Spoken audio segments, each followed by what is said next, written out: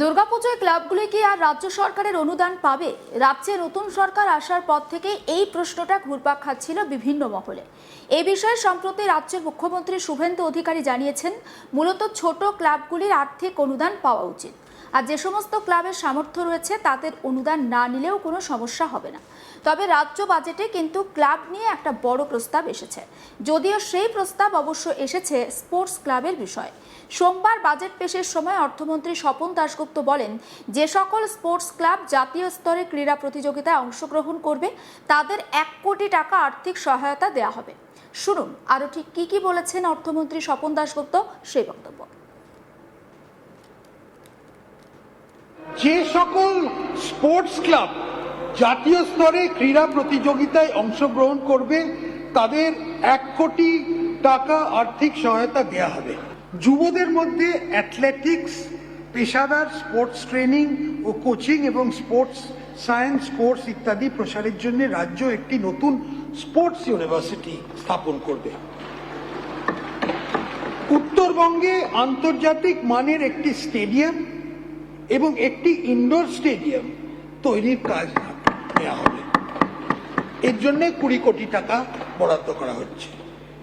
ক্রীড়া সংস্কৃতিকে পুনর্জীবিত করতে যুবদের ব্যাপক অংশগ্রহণের মাধ্যমে রাজ্যে খেলো ইন্ডিয়া কার্যক্রম শুরু করা হবে।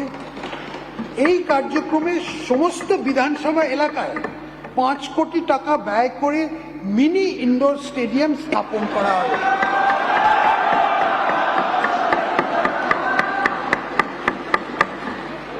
যে সকল স্পোর্টস ক্লাব জাতীয় স্তরে ক্রীড়া প্রতিযোগিতায় অংশগ্রহণ করবে তাদের 1 কোটি টাকা আর্থিক সহায়তা দেওয়া হবে।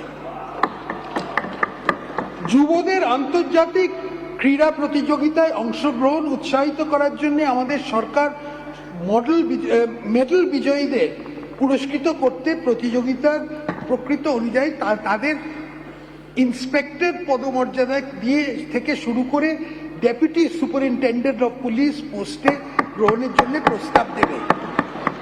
এই বিষয়ে একটি পলিসি তৈরি করা হচ্ছে।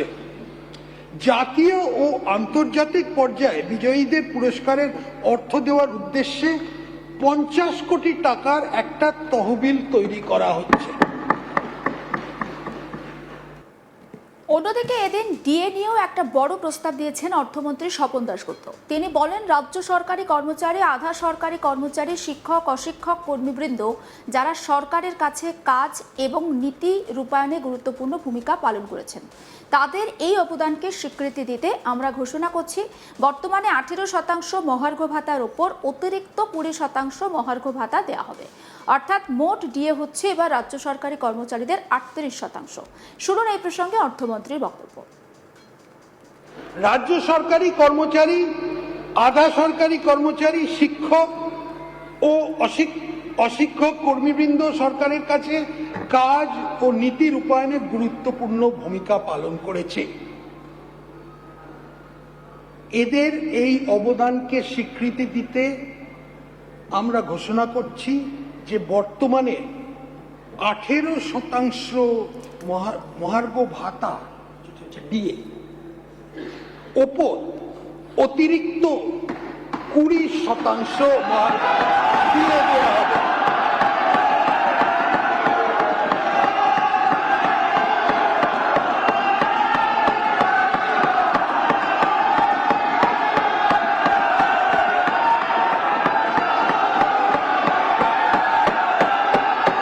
অর্থাৎ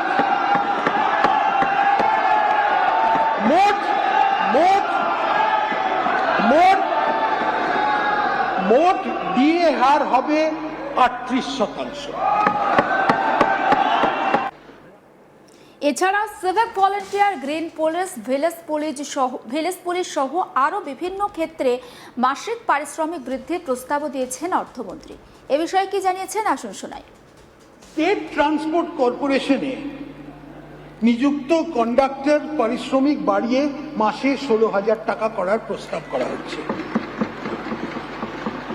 সিভিক ভলেন্টিয়ার, ভিলেজ পুলিশ ও গ্রিন পুলিশ কর্মীদের অগস্ট 2026 থেকে তাদের মাসিক পারিশ্রমিক 2000 টাকা বাড়িয়ে দেওয়ার প্রস্তাব করা হয়েছে।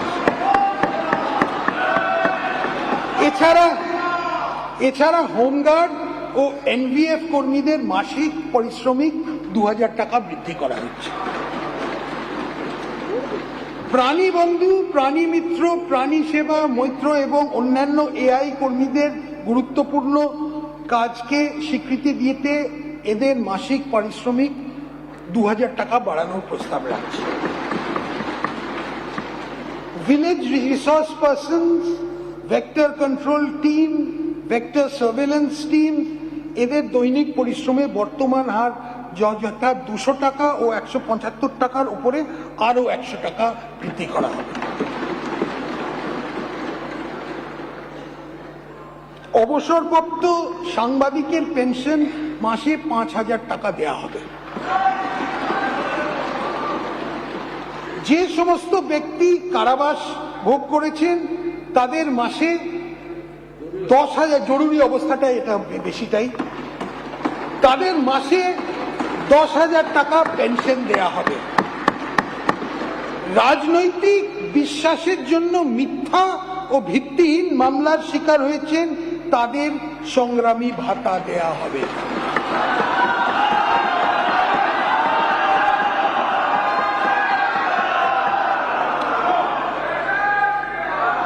সিভিল ডিফেন্স কর্মীদের মাসে ন্যূনতম 20 দিনের কাজ পাওয়া নিশ্চিত করা হবে।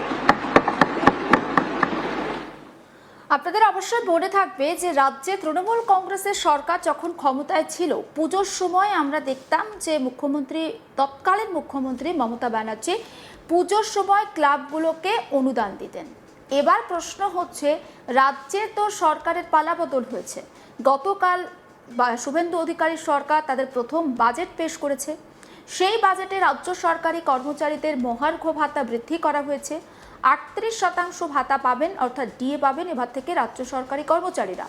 অন্যদিকে ক্লাবগুলোর, অর্থাৎ পুজো একেবারে আসন্ন, ক্লাবগুলোই কি তাহলে এবারে দুর্গাপুজোয় কোনো ভাতা বা অনুদান পাবেন? সে বিষয়ে কোনো কিছু বলা হয়নি। তবে যে সমস্ত ক্লাব ক্রীড়া ক্ষেত্রে উল্লেখযোগ্যভাবে অবদান রাখবে তাদেরকে কিন্তু সাহায্য করবে সরকার। কিন্তু পুজোর সময় ক্লাবগুলোকে টাকা দেওয়া হবে কিনা সেটা এখনো পর্যন্ত নিশ্চিত নয়।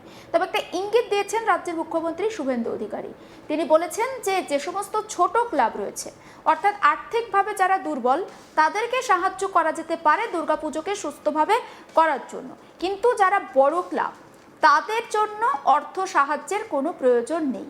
অর্থাৎ তারাই অর্থ সাহায্যের ওপর নির্ভর করে কোনো রকম পুজো করেন না। সরকার যদি তাদেরকে ওই 1 লক্ষ টাকা দিয়ে সাহায্য না করে, তাতেও তাদের পুজো আটকাবে না। সমস্ত আপডেট পৌঁছে দেবো আপনাদের কাছে। নজর রাখুন আজ তাক বাংলায়, সাবস্ক্রাইব করতে ভুলবেন না।